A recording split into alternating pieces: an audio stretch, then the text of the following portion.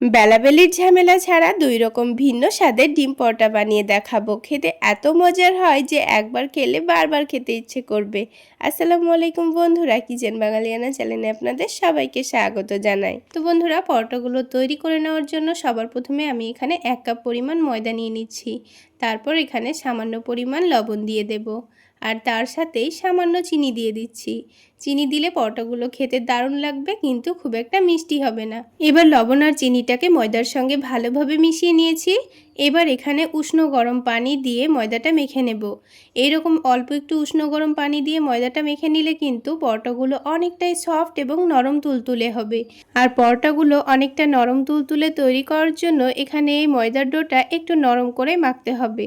আমরা যেমন রুটি করার জন্য আটা মেখে থাকি, তার থেকেও এই ডোটাকে একটু নরম করে মাখতে হবে। তো বারে বারে অল্প অল্প করে পানি দিয়ে আমি ডোটাকে একেবারে নরম করে মেখে নেব। তো ডোটা একটু মেখে নেওয়ার পর ওপর থেকে অল্প করে একটু সয়াবিন তেল দিয়ে দিয়েছি। তেলটা দিয়ে আবার একটু ভালো করে মথে নেব। তেলটা যদি শুকনো ময়দার সঙ্গে ভালো করে মাখানো হতো তাহলে পরোটাগুলো অনেকটা ক্রিস্পি হতো। তো ডোটা মেখে নেওয়ার পর এভাবে তেল দিয়ে আবার একটু ভালো করে মাখিয়ে নিলে কিন্তু পরোটাগুলো অনেকটাই নরম তুলতুলে হবে। তো দেখুন, ডোটা আমি একেবারে সফট করে মেখে নিয়েছি। এবার এই ডোটাকে ঢেকে রেখে আমি 30 মিনিটের জন্য রেস্টে রেখে দেব। তো 30 মিনিটের মধ্যে ডোটা এখনকার থেকে অনেকটাই কিন্তু নরম হয়ে যাবে। এদিকে আলাদা একটা ছোট বাটির মধ্যে আমি 4 টেবিল চামচ পরিমাণ সয়াবিন তেল নিয়ে নিয়েছি। আর 4 টেবিল চামচ তেলের মধ্যে আমি এখানে 2 টেবিল চামচ পরিমাণ কর্নফ্লাওয়ার ভালোভাবে মিশিয়ে নিয়েছি। আপনাদের হাতের কাছে কর্নফ্লাওয়ার না থাকলে অল্প করে একটু ময়দা দিয়ে দিবেন। তারপর এরকম করে একটা পাতলা ব্যাটার তৈরি করে রেডি করে রাখতে হবে। এবার আলাদা একটা প্লেটের মধ্যে আমি একটা ডিম ভেঙে নিচ্ছি। এবার ডিমের মধ্যে সামান্য লবণ দিয়ে ডিমটাকে ভালোভাবে ফেটিয়ে নেব। তো আমি এখানে একটা ডিম ভেঙে নিয়েছি, আপনারা কিন্তু 2টো ডিম ভেঙে নেবেন, কারণ 1 কাপ ময়দার জন্য আমাদের 2টো ডিম লাগবে। তো এই প্লেটের মধ্যে ডিমটাকে ভালোভাবে মিশিয়ে নিয়েছি। তো প্লেটের মধ্যে অসুবিধা হবে, সেজন্য আলাদা একটা প্লেটের মধ্যে আমি ডিমটাকে নিয়ে নিয়েছি। তারপর তার মধ্যে একটা ডিম ভেঙে নিয়ে আবারও সব কিছু একসঙ্গে ভালোভাবে মিশিয়ে নেব।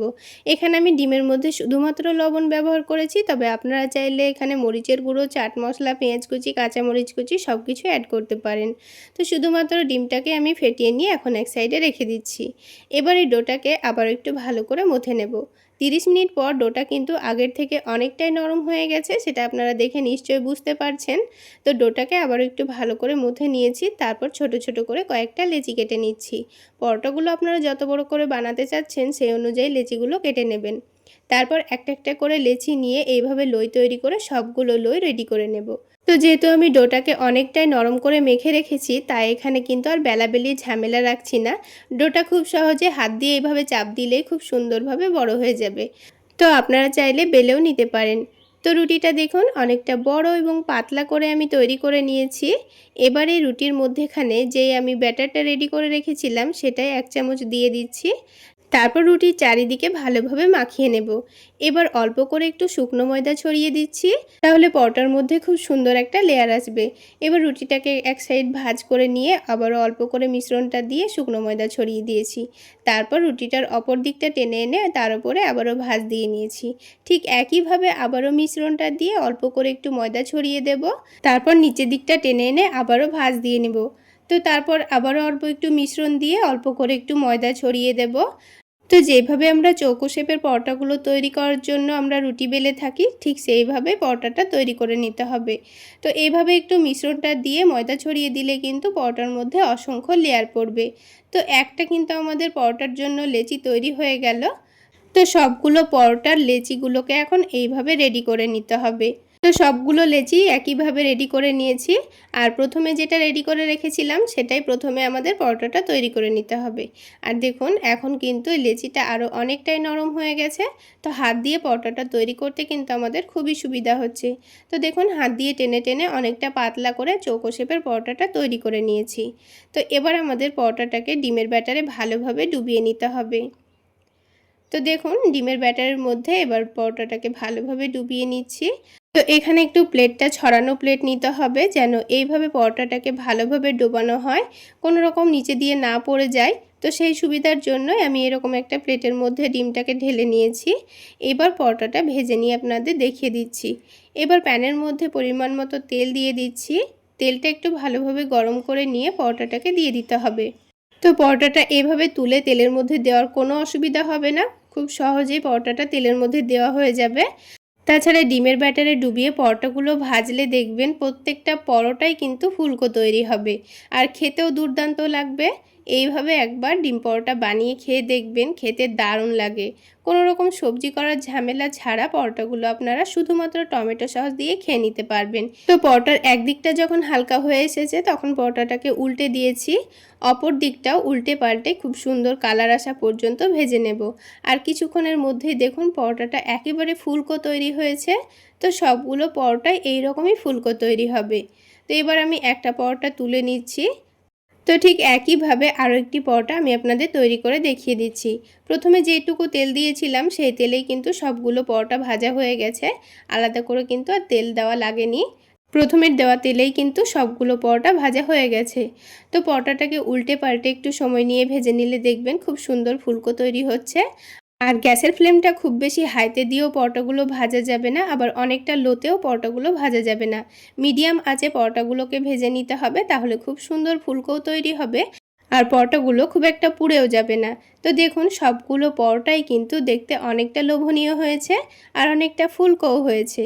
তাহলে বন্ধুরা, আজকের এই ফুলকো নরম তুলতুলে লেয়ারযুক্ত পরোটার রেসিপি যদি আপনাদের ভালো লেগে থাকে তাহলে অবশ্যই একটা লাইক শেয়ার করে দেবেন। আর আমার এই সহজ রেসিপিগুলো যদি ইউটিউব চ্যানেল থেকে দেখে থাকেন চ্যানেলটি সাবস্ক্রাইব করে দেবেন, আর ফেসবুক পেজ থেকে দেখে থাকলে পেজটি ফলো করে দেবেন। তো দেখুন বন্ধুরা, একটা পরোটা আমি আপনাদের ছিঁড়ে দেখিয়ে দিচ্ছি। দেখুন কতটা সফট নরম তুলতুলে হয়েছে আর এর মধ্যে কতগুলো লেয়ার খুব সুন্দর বোঝাও যাচ্ছে।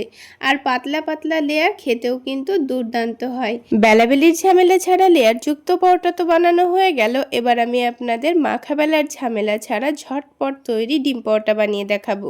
তো এই ডিম পরোটাগুলো তৈরি করে নেওয়ার জন্য সবার প্রথমে আমি এখানে 3টা ডিম নিয়ে নিচ্ছি। তো এবার প্রথমে এই ডিমগুলোকে মিক্সিং বোলের মধ্যে ভেঙে নিতে হবে। তো বন্ধুরা, এখানে পরোটাগুলোর পরিমাণ যদি আপনারা বাড়িয়ে নিতে চান তাহলে ডিমের পরিমাণও বাড়িয়ে নিতে হবে। তো আমি এখানে অল্প করে পরোটাগুলো তৈরি করে নেব, সেজন্য 3টা ডিম নিয়ে নিয়েছি। এবার এই ডিমের মধ্যে 1 কাপ পরিমাণ দুধ দিয়ে দিয়েছি। আমি এখানে ব্যাটারটা দুধ দিয়েই তৈরি করে নিব, তাই দুধ দিয়েছি। আপনারা চাইলে পানি দিয়েও ব্যাটারটা তৈরি করে নিতে পারেন। তারপর অল্প করে একটু পেঁয়াজ কুচি দিয়ে দিয়েছি, তারপর দিয়েছি গ্রেট করা গাজর, আর এখানে দিয়ে দিচ্ছি গ্রেট করা বাঁধাকপি। এখানে আমি বেগুনি কালারের বাঁধাকপি ব্যবহার করেছি, আপনারা সবুজ কালারের বাঁধাকপিও ব্যবহার করতে পারেন। আর বন্ধুরা, আপনারা আপনাদের পছন্দ মতো এখানে যে কোনো সবজি দিতে পারেন, কিংবা না দিলেও পরোটাগুলো তৈরি করা যাবে। এবার এখানে ঝালের জন্য দিয়ে দিয়েছি কাঁচামরিচ কুচি, তারপর স্বাদ মতো লবণ দিয়ে দিয়েছি, আর একটু টেস্টটা বাড়িয়ে নেওয়ার জন্য চিনি আর চাট মশলা দিয়ে দিয়েছি। এবার সব কিছুকে একসঙ্গে ভালোভাবে মিশিয়ে নিচ্ছি। তো হ্যান্ড উইক্স দিয়ে ডিমটাকে খুব ভালোভাবে ফেটিয়ে নিতে হবে। সব কিছু যখন একসঙ্গে খুব ভালোভাবে মিশে যাবে তখন এখানে ময়দা দিয়ে ব্যাটারটা তৈরি করে নেব। বন্ধুরা, আপনারা যদি পরোটাটা একটু হেলদিভাবে বানাতে চাচ্ছেন তাহলে এখানে ময়দাটা বাদ দিয়ে আটা দিয়ে ব্যাটারটা তৈরি করে নিতে পারেন।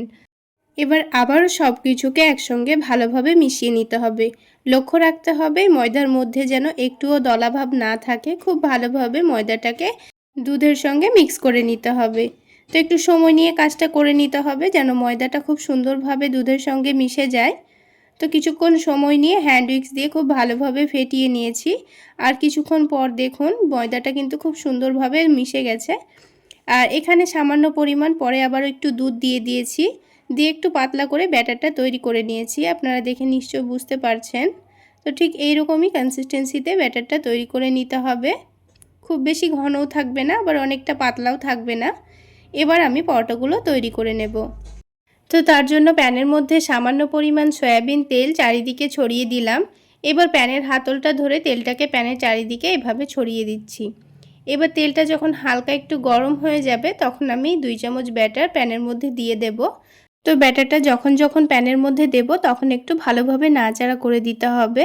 আর প্যানের মধ্যে ব্যাটারটা দেওয়ার সময় অবশ্যই লক্ষ্য রাখতে হবে প্যানটা যেন অতিরিক্ত গরম না হয়ে যায়। অতিরিক্ত গরম হয়ে গেলে কিন্তু পরোটাটার নিচে অনেকটাই ছিদ্র হয়ে যাবে, তখন কিন্তু পরোটাটা দেখতে খুব একটা ভালো লাগবে না। তো পরোটাটা দেওয়ার পর কিছুক্ষণের মধ্যে ওপরের দিকটা যখন ভালোভাবে শুকিয়ে যাবে তখন আমি এটাকে উল্টে দিয়েছি। আর উল্টে দেওয়ার পর আবারও একটু ভালোভাবে নিচের দিকটা যখন হয়ে যাবে তখন আবারও এটাকে উল্টে দেব। আর একটু সময় নিয়ে উল্টে পাল্টে একটু ক্রিস্পি করে ভেজে নিলে কিন্তু পরোটাটা খেতে ভীষণ ভালো লাগবে। তো আমি কিছুক্ষণ সময় নিয়ে পরোটাটাকে উল্টে পাল্টে একটু ক্রিস্পি করে ভেজে নিয়েছি। আর বন্ধুরা, এই পরোটাগুলো ভাজতে কিন্তু খুব একটা তেলেরও প্রয়োজন হয় না, খুব অল্প তেলে হয়ে যায়। আর খুবই অল্প সময়ের মধ্যে আপনারা পরোটাগুলো ভেজে নিতে পারবেন। তো দেখুন, একটা পরোটা কিন্তু আমাদের তৈরি করা হয়ে গেল। ঠিক একইভাবে আমি আপনাদের আরও একটি পরোটা তৈরি করে দেখিয়ে দিচ্ছি। তো এবার ব্যাটারটা প্যানে দেওয়ার সময় কিন্তু আমি আর তেল দিলাম না, তেলটা একটু পরে দিয়ে দেব। তো আবারও 2 চামচ ব্যাটার দিয়ে এটাকে প্যানের চারিদিকে গোল করে ছড়িয়ে দিচ্ছি। তারপর ঠিক একইভাবে যখন ওপরের দিকটা ভালোভাবে শুকিয়ে আসবে তখন এটার মধ্যে আমি একটু চারিদিক থেকে তেল ছড়িয়ে দিচ্ছি। এবার এই পরোটাটাকে উল্টে দেব। তো বন্ধুরা, আজকের এই পরোটা রেসিপি যদি আপনাদের ভালো লেগে থাকে তাহলে অবশ্যই একটা লাইক শেয়ার করে দেবেন। আর আমার এই সহজ রেসিপিগুলো যদি ইউটিউব চ্যানেল থেকে দেখে থাকেন চ্যানেলটি সাবস্ক্রাইব করে দেবেন। আর ফেসবুক পেজ থেকে দেখে থাকলে পেজটি ফলো করে দেবেন। তো বন্ধুরা দেখুন, আরও একটা পরোটা কিন্তু আমাদের তৈরি করা হয়ে গেল। এবার খুব সুন্দর একটা কালার চলে আসলে এবার আমি পরোটাটাকে তুলে নেব। তো দেখুন, আরও একটা পরোটা আমাদের কিন্তু তৈরি করা হয়ে গেল। ঠিক একইভাবে আমি সবগুলো পরোটা তৈরি করে নিয়েছি। আর 1 কাপ ময়দাতে কিন্তু আমাদের বড় বড় 4টা পরোটা তৈরি করা হয়ে গেছে। তো দেখুন, সবগুলো পরোটাই তৈরি করা হয়ে গেল। এবার এই পরোটাগুলো টমেটো সসের সঙ্গে পরিবেশন করে নিচ্ছি। কোনো রকম সবজি ছাড়াই শুধুমাত্র টমেটো সস দিয়েই কিন্তু খেয়ে নেওয়া হয়ে যাবে। তাহলে বন্ধুরা, আজকে এই পর্যন্তই। সকলে অনেক বেশি ভালো থাকবেন, সুস্থ থাকবেন। দেখা হচ্ছে আরও একটি নতুন রেসিপি নিয়ে নেক্সট এপিসোডে।